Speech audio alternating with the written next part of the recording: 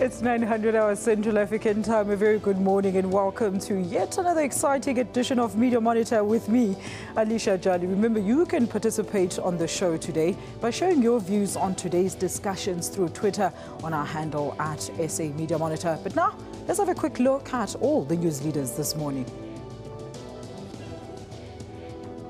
The Labour Court ruled in favour of suspended IPID boss Robert McBride.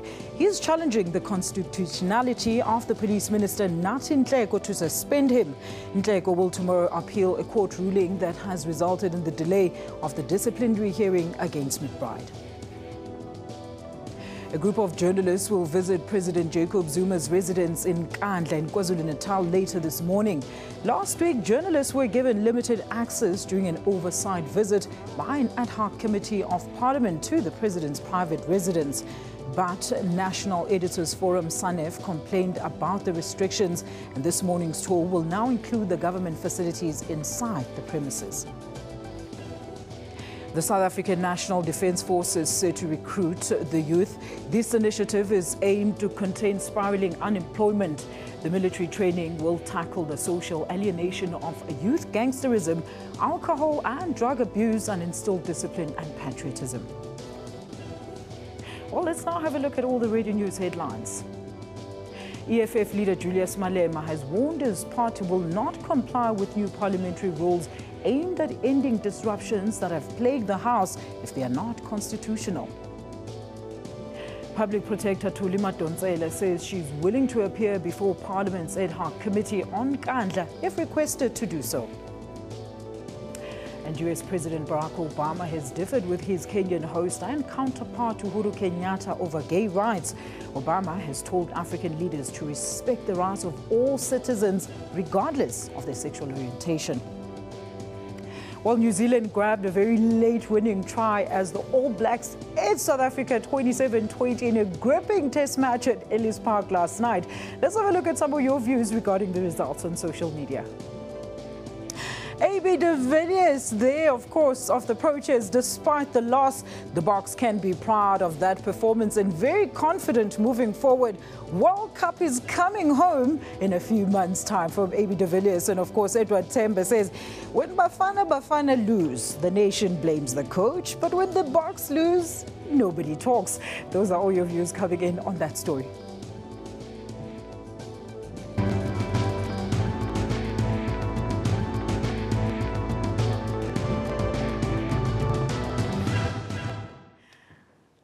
Well, to give us analysis of today's headlines and some of the major stories of the week, let's welcome Dr. Glenda Daniels, a media studies lecturer at Wits University. Morning to you, Glenda. Morning, Alicia. Nice to be here. Thank you so much for joining us. And of course, in our Durban studios, we do have Mr. Sibusiso Ngalwa, who is the Sunday Times Durban Bureau Chief. Sibu, welcome back. Very good to have you on the show. Thank you for joining us this morning.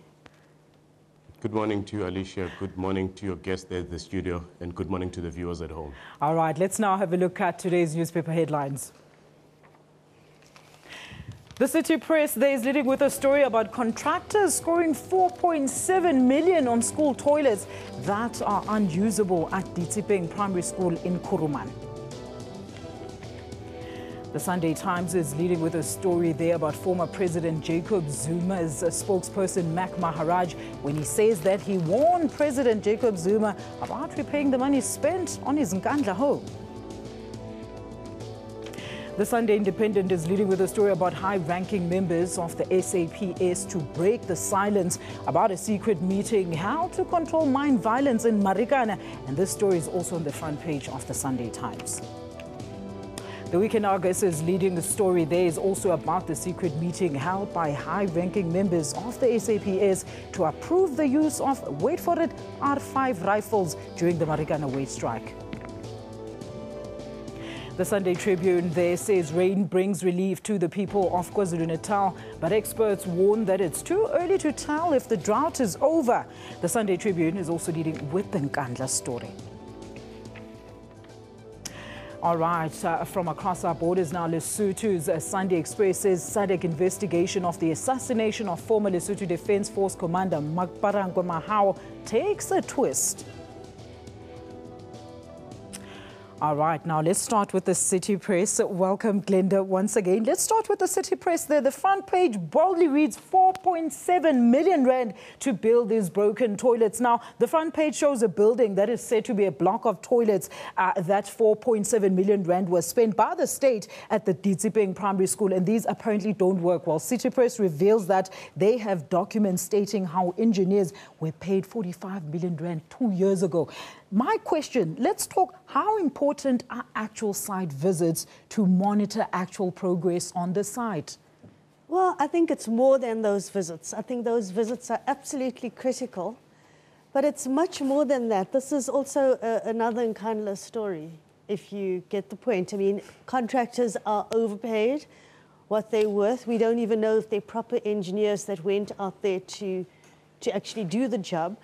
Clearly, these toilets are not worth 4.7 million or 45 million. They're two different figures here about what the whole cost was for different things. 4.7 to the construction company and consultants. The toilets aren't working. So what is going on here? I mean, is it about cadre deployment, and is it about people being paid for jobs they can't do? So the process starts way before the site inspection. The process starts with who these jobs are being given to. That's the big issue. Sbu? Well, I agree with Glenda in terms of the construction of these toilets representing another form of Ngalwa. Because if you look at even the picture, it's just a simple block with corrugated iron roofing. Now, surely it can't be worth that much.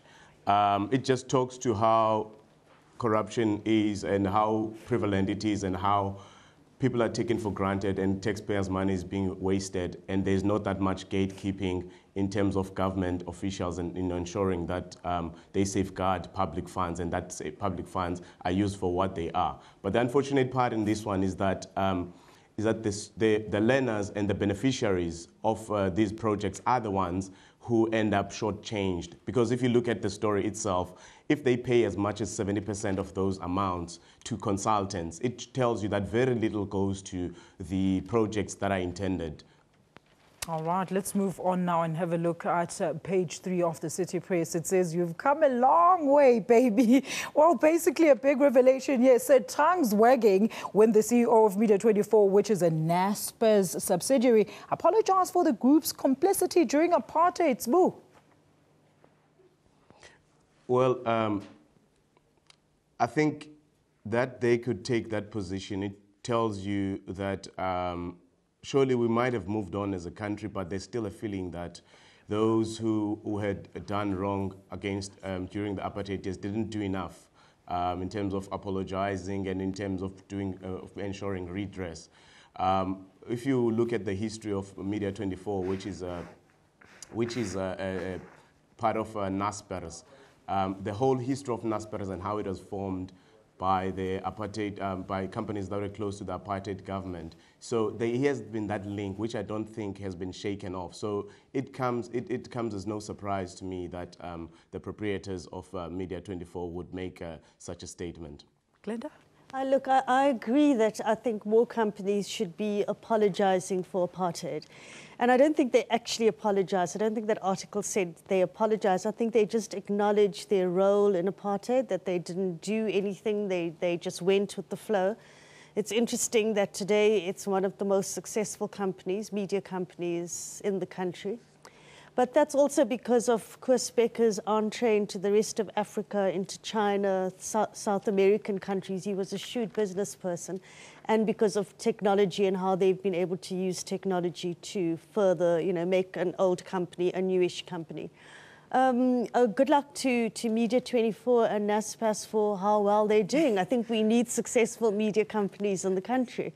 Absolutely. All right. We'll leave it there on that story now and move on to the very same paper, the City Press, and the story is on page 7. It says the SA Army wants you, in brackets, youth. Well, basically, according to the story on page 7, over the past few weeks, the presidency's National Steering Committee has held marathon meetings amid pressure to finalize details of a youth service program that could see government send young people from 18 years of age for military training. Are we becoming the US, Glenda?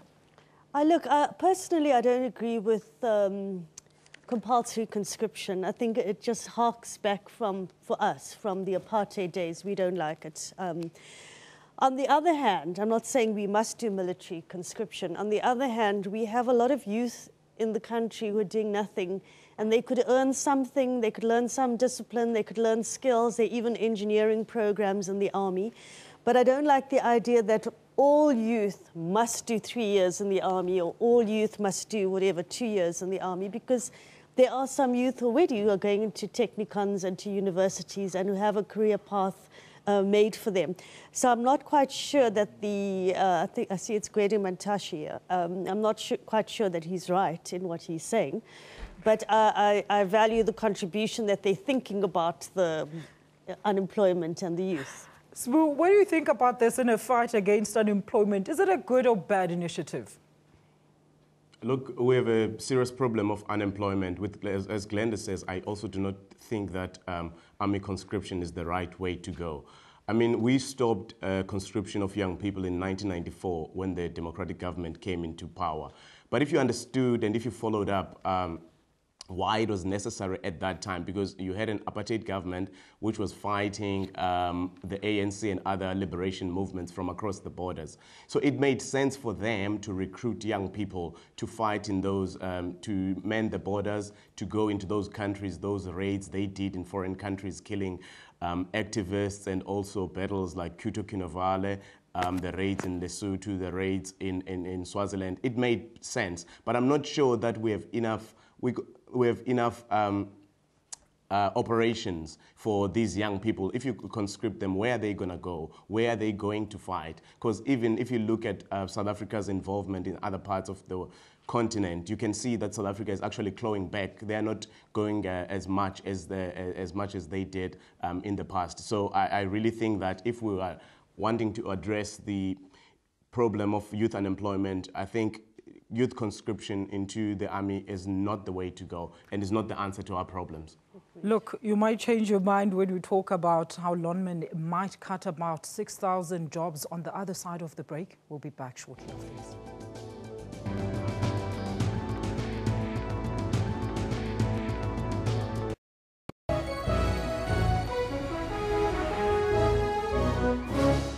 My people, we are getting there, and thanks to you, Pati is set to become our country's 12th official language. Here's today's word.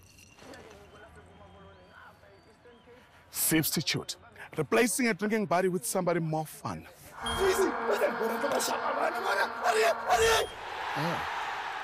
It's more like it. Hey you, smooth supporter, get a bottle of Jameson for only $244.99 and help make Party South Africa's 12th official language. Tops at Spa. Shake things up.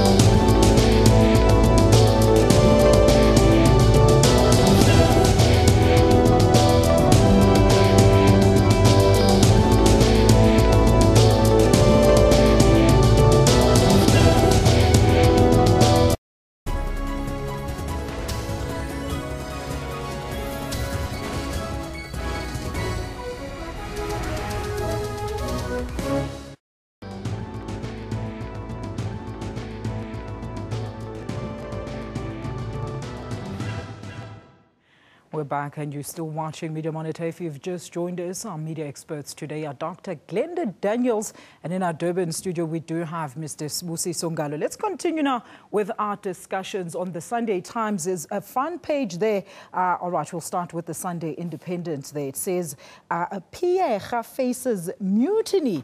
Well, juicy details are emerging from the Independent, which claims that the secret meeting Ria Pierre held on August 2012 with several police generals decided that weapons like the R5 rifle should be used to quell the violence in Marikana. Now, apparently, this is threatening to tear police headquarters apart.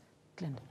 Look, in a way, I can't even blame Ria Pierre for what she's done. She has no experience in the police force at all. She was put into a position and then Marikana happened. It's now emerging. She lied. It seems she lied at the Farlam Commission when she said she had no knowledge, she had no meetings to give any instructions. It seems like she even decided what kind of rifles will be used at this meeting, and the newspapers got documentation. So I don't know how the Farlam Commission is going to deal with this. What are they going to do now that the commission is over? So she's in big trouble, and you have to blame the people that put her in that job. It's unfortunate. Ria Pierre was actually a social worker. No experience of how the police force is supposed to work. You're not supposed to shoot minors. Certainly not in the New South Africa. It's unheard of. People were striking there. So it's, as you say, it's juicy, but it's actually quite also tragic, and actually pathetic that a police minister gave instructions to shoot striking minors. Sibusiso. Look, if you look, it tells you that Ria Pierre is in serious trouble, because if you look at that story in the Sunday Independent and also the secondary story on the front page of the Sunday Times, it also talks to the same issue of Ria Pierre coming under fire. If you go back a bit to the Farlam Commission, there is a meeting that whose minutes are missing that no one was willing to talk about. I believe that that is actually the meeting where this decision was taken. And this is actually quite damning on Ria Pierre, and I do not see any turning back. As Glenda says, I mean, you decide, she had very little police experience, and she comes into the police 2 months into her tenure, Marikana happens. Obviously, she didn't know what to do, but it just talks to the nature of some of the questionable appointments that have been made at such a senior level. I have no doubt in my mind that Ria Pierre, we are seeing her last days, and I think the honorable thing for her to do, because I don't see it any other way, the end effect will be her being fired. I would rather that she actually agrees and leaves quietly, and hopefully we'll get a police commissioner who will have an idea of what exactly they are doing and how operations ought to be carried out. All right, let's have a look at now on the Business Times on page 6. There says Lonmin to exit 6,000 jobs. Well, basically, this is just not what the economy needs right now. Lonmin is said to be closing 2 of its high-cost, loss-making shafts, which will result in about 6,000 jobs that will be lost. Glenda, we spoke about this earlier on when we were trying to find ways of how to quell youth unemployment. What do you think of this? Well, I think part of the problem is the platinum price, the low demands, the bad infrastructure for digging in deep into the ground, so these mines are not making profits. I don't think that's a good excuse to be firing people. There could be some kind of deal that's done with other workers, but in fact, COSATU doesn't seem to like to come to the party where you bring down wages so you can keep more people employed. They do that a lot in Europe, for instance, where they say, okay, Alicia, you work for a half a day and we pay you 5,000 Rand less, and we give somebody else a job at the SABC. So we don't have that kind of partnership thing in South Africa, unfortunately, but this is obviously a terrible situation that 6,000 jobs will be lost at Lonmin. All right, let's discuss the front page now of the Sunday Times. This is the story that you wanted to comment on, Glenn. It says, Mac breaks rank on Zuma payback. Well, basically, the Sunday Times here alleges that the president's former spokesperson, Mac Maharaj, has revealed that he was the first person to tell the president to prepare to pay back some of the money spent on Nkandla long before Madonsela's investigation and report. But then in the same article, Maharaj is said to have reneged on his word. I wanted to ask Smooth this, but let's start with you, Glenda. Well, I think it's a great story. I love great stories. And this is a great Sunday Times story because they got some information about what was happening in the inside circles. and Mac saying that, I see in the story itself, he did a double take and said, I can't reveal confidential information about my personal relationship with Zuma. But what this also reveals to us is that there's a lot that's happening within the inner circle of the ANC, of the people that surround themselves with the president, that we don't find out. There could be a lot of people who are really embarrassed about Ngalwa within the ANC and just wish that the president would make some kind of gesture to pay back. Even 50 Rand a month would be better than the arrogance that we get. Sbu, please tell us, what is the real story here? Did Mac Maharaj tell the president or not? Well, I think Mac, in his interview with the Financial Times, got a little bit carried away and now he seems to be backtracking a bit, but he does not deny that he said what he said. But I think I agree with Glenda in a way, because what this tells us is that behind the scenes, there are more murmurs, there are more of those voices within the ANC and within government who feel that actually the right thing to do for President Zuma would be to pay back the money, to quote that famous phrase.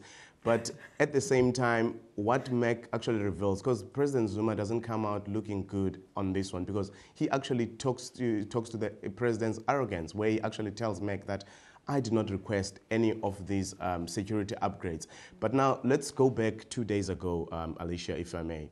Very quickly. During the ad hoc committee's visit to during their visit to Ngalwa, and also what we also saw, there is a letter there from a senior superintendent, Linda, where the senior superintendent says that President Zuma requested that a building built by the SAPS should be incorporated into his homestead, and actually that the police should be accommodated outside at the police compound, those 21 controversial units. Now, you cannot, if you look at it that way, you cannot allow that to happen, and you cannot, as a president of a country, be that arrogant when everyone against you, around you, is telling you that perhaps the right thing to do would be to agree to some sort of agreement on how much you're paying.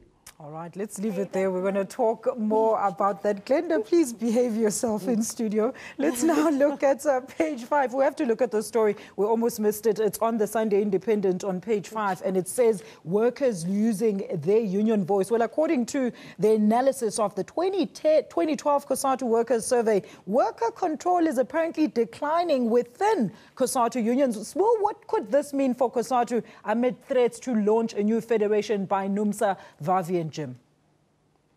I think COSATU for the long while now, Alicia, has been struggling. In fact, the biggest criticism of COSATU, which now COSATU finally, although I may say belatedly, they realize that they've lost ground on the shop floor, because COSATU has immersed itself in party political matters and actually have concerned itself with the succession battles within the ANC.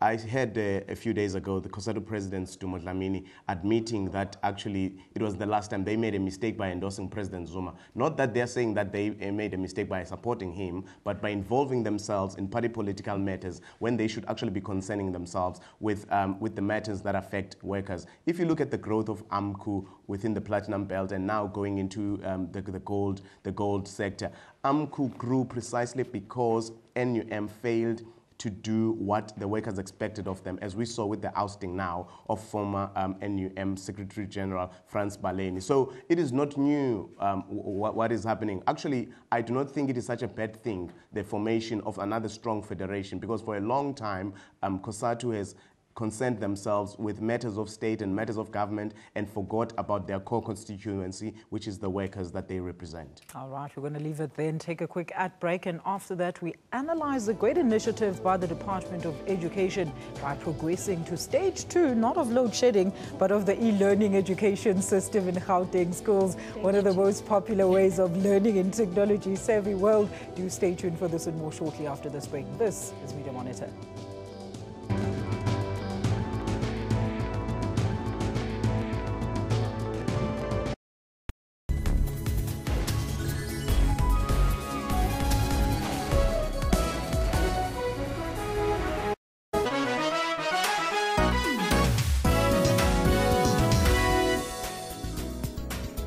Your World makes it its business every evening to round up the leading local stories and international news to keep you informed all the time. Make a date with Your World every evening for all the news headlines around the world to keep you abreast with knowledge. Catch Your World for headlines across the world every Monday to Friday from 9 p.m, then Saturday and Sunday from 7 p.m.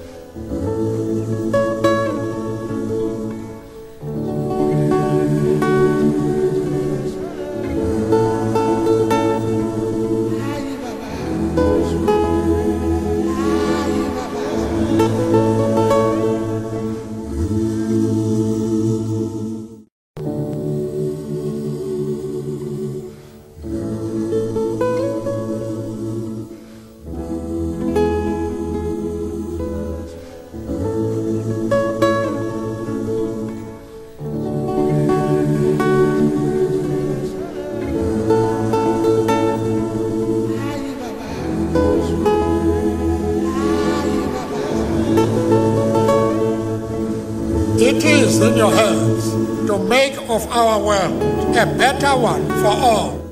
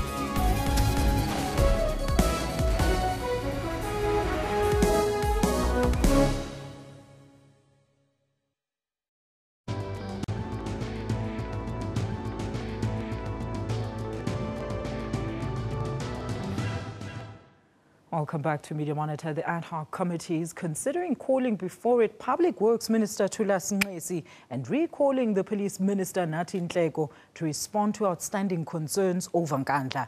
However, Public Protector Thuli Madonsela says she is willing to appear before the committee. Now, this is after the committee chair described the Nkandla costs as a rip-off. And also on the Nkandla story, a group of journalists will visit President Jacob Zuma's residence in Nkandla in KwaZulu-Natal later today. Well, look, I think it's fantastic that we haven't let go of the story and that we're going through the processes, even at the parliamentary level, the government, the Minister, Public Works level. They have to start accounting. I think somebody's going to end up being the fall guy, but I think it's everyone that's to blame, because clearly, very clearly, that in Nkandla, the whole compound does not cost 256 million. There's been just corruption after corruption, tender process after tender process. I wish I was one of the media contingent going to Nkandla today. I'd love to have been there to see for myself, but at least with journalists going there, I think last week it was just very limited access.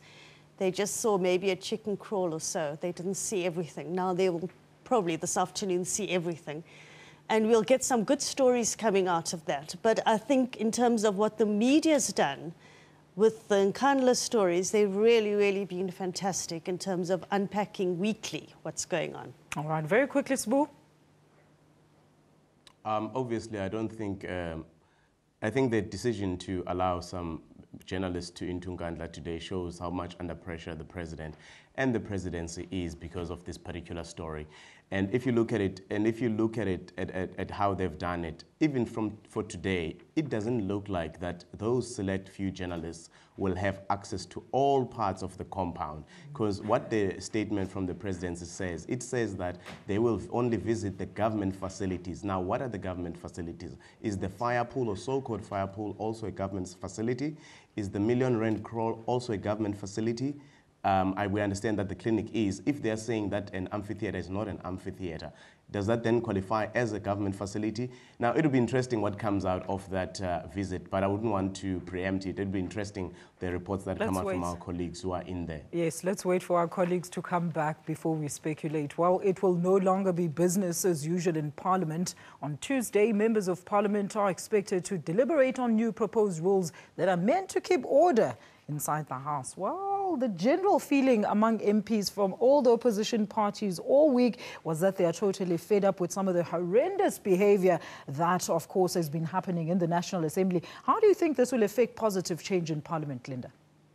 Well, you know, I think there's so many things to tackle that I don't want to criticize those people who have disrupted Parliament, because when they have, a lot of good stuff has also come out. You know, we've got the hashtag pay back the money. We have all sorts of things. We've had, as the media, had to have fights with people for signal jamming. So there's been a lot of disruption in Parliament. Doesn't look good, obviously. It doesn't look good, doesn't look great. We don't know if the work of Parliament and those committees are actually continuing as they're supposed to. We want to know what progress is being made. At the same time, it seems unless you make a loud noise, you're not going to get anywhere with the workings of Parliament. And the loud noise is also important. Look, Sbu, let's not forget that when this whole started, it was called a revolutionary democracy. Why the change now? Look, it's no doubt that the presence of EFF in the National Assembly has kind of changed the playing fields, because all this is about, this is to deal with the EFF, regardless of how the presiding officers or the powers that be in Parliament can coat it. It is to deal with the EFF's behavior. But as Glenda rightfully points out, it is not quite in terms of parliamentary demeanor and behavior. It is not quite a bad thing to see what has happened, because all of this talks to the pressure that has been applied on the presidency and on the ANC as the ruling party in relation to Ngalwa. Because the common denominator in all of these things that we're talking about, it all boils down to the issue of Ngalwa. Now, it seems like most parties agree that the EFF tactics are outdated now. They may have made sense for a while to shout pay back the money and to be unruly, but I think we need to move on, which seems to be what most of the parties in the National Assembly are saying. But where they seem to differ is over the secondment of members of the SAPS into the Parliamentary Protection Services. I think that is where they differ. But insofar as agreeing that there is a need to rein in unruly members, then it looks like the parties are agreeable on that point. All right, Sbu, let's leave it there. And it's funny you mentioned that, because the EFF leader did vow yesterday that they will not obey any unconstitutional rules that are set in Parliament. So we're going to have to take a look at that and see what happens in the aftermath. Well, the second phase of the Gauteng Education Department's ICT rollout has been welcomed with much excitement in Mamelodi. Learners joined other Gauteng schools which have migrated from the use of traditional chalkboards to the digitalized giant e-boards in the classrooms. The department has purchased over 17,000 tablets for grade 12 learners and 1,800 3D interactive smart boards. Glenda, the system is great and progressive. There will always be two issues of concern, though: security and load shedding. Yeah, security and load shedding, you know, it's like part of our routine. It's so terrible that we can actually say that. But nonetheless, I think this is a fantastic initiative. We need tablets for every learner in the country. We don't have them at Wits, for instance. All students need them. We're still making those course reader packs in hard copies and printing, which costs thousands and millions of rands. So I think this is an initiative. If it will, I'm sure it will work eventually. You know, people will need training on iPads, etc. But once it gets going, this is how we can, with the use of technology and digitization, this is how we can get the country into a better space. More people will get educated this way, because we don't have to rely on trucks that never reached certain places to pick up textbooks. Remember the big scandal 2 years ago?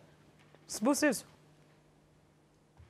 I just hope that there is enough support for projects like this one in terms of making sure that there's a rollout of broadband, that, as Glenda says, that learners don't have to wait for textbook to arrive. They can just download at their schools. And also I do hope that the government and also the department would do enough, and the learners themselves and their parents would do enough to protect and safeguard this delicate equipment, and that the teachers themselves will have the adequate training to be able to issue lessons based on the tablets and also understanding the technology. Otherwise, it's a great thing. All right, let's hope the thieves are not going to be the first to actually get into those schools. We're going to take a quick ad break now, and after that, we look at how President Obama's visit to Kenya will impact on the country's economy. This is Media Monitor. Do stay with us.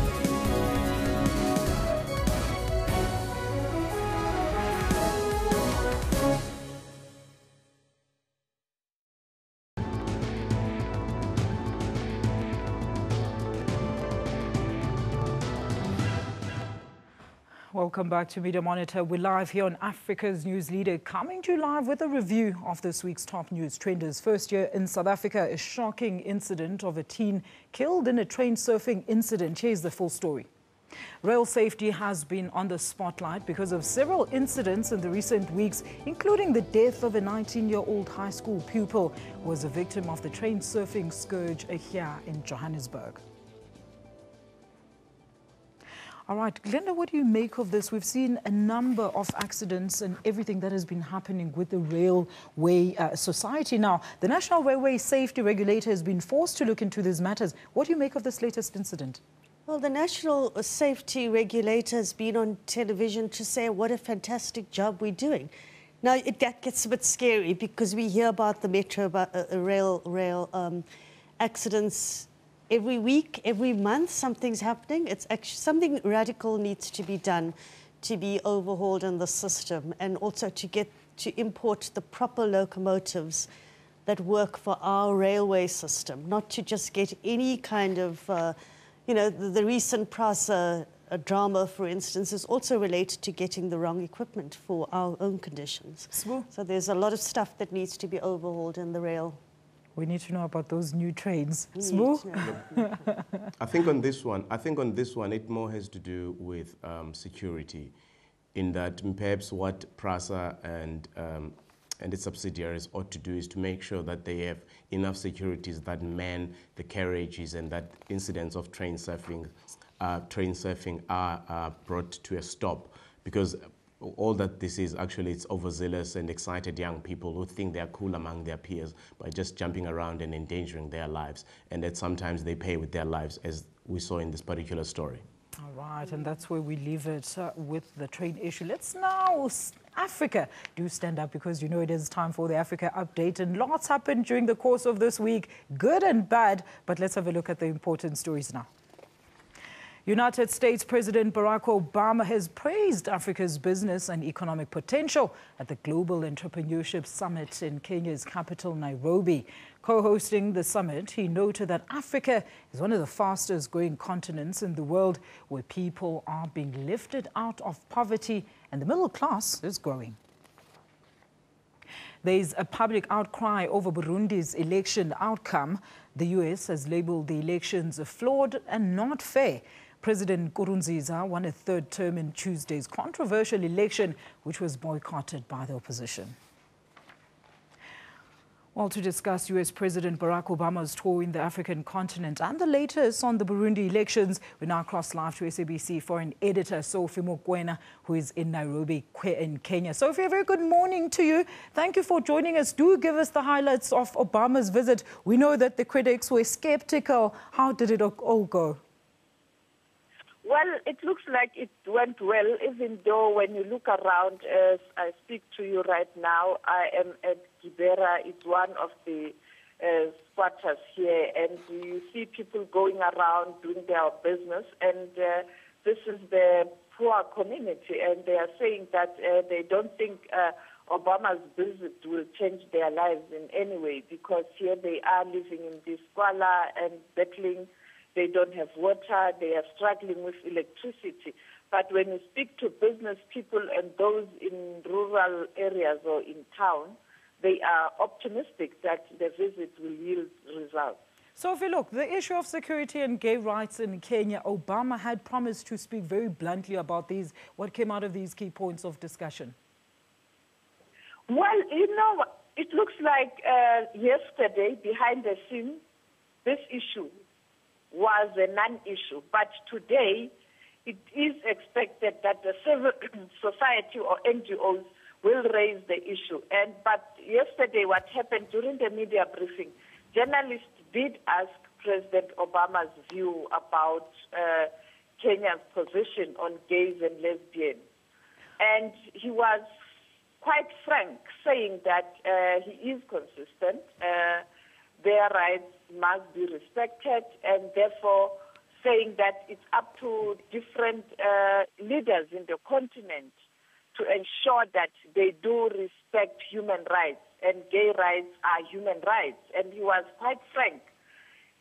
But on the other hand, President Kenyatta saying, much as that is the position of the U.S., in Kenya, the position is that it's a non-issue. You cannot force a different culture, norms, and beliefs to people who don't share the same views, and saying that the majority of the Kenyans don't support that, and therefore he cannot force the, the issue of gays and lesbians. All right, Sophie, I want us to get into very quickly this issue of Burundi before I let you go. Let us talk about the controversial polls. Have the people accepted the poll results wholeheartedly? No. You know very well that the opposition made it clear that they will not accept the results. And of course, those who support the opposition will not accept the results. And there's a division in that country, and there are those who support the results and who have accepted the results, but others don't, and they didn't accept the results when they were announced on Friday, the preliminary results. But the Constitutional Court in Burundi still has to ratify the results or make it official. Therefore, there's a division. Those supporting Nkurunziza saying they accept the results, they are happy with elections, and those who don't support the current president, President Nkurunziza, saying they don't accept the results, and calling international community to assist, to push Nkurunziza to go back to the negotiating table and to agree on an interim government, not the government of national unity.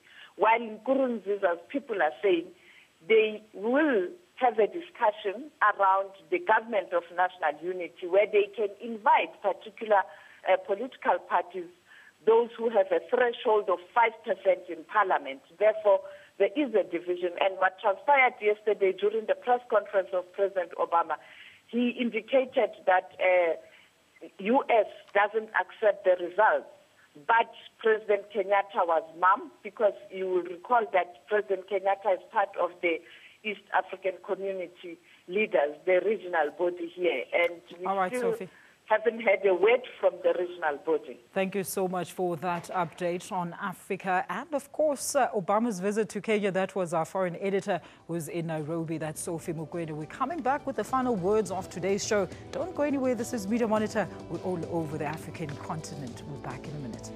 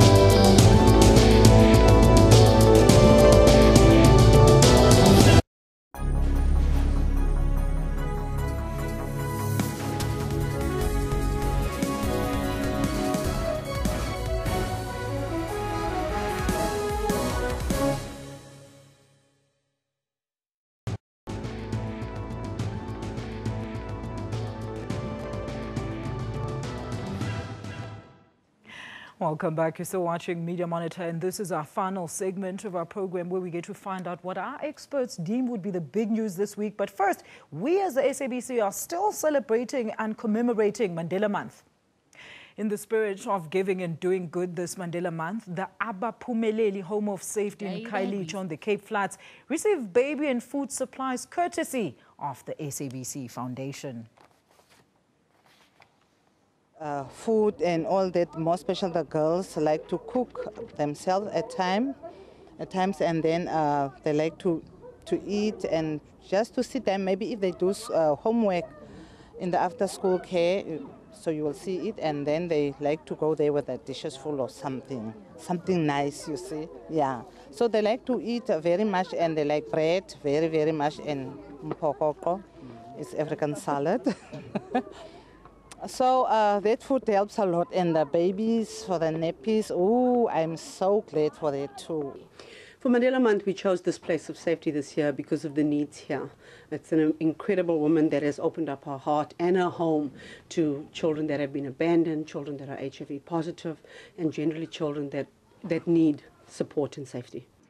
The SABC Foundation's donation will go a long way in assisting the centre and making a difference in these young lives. Karma Lochenberg, SABC News, Cape Town.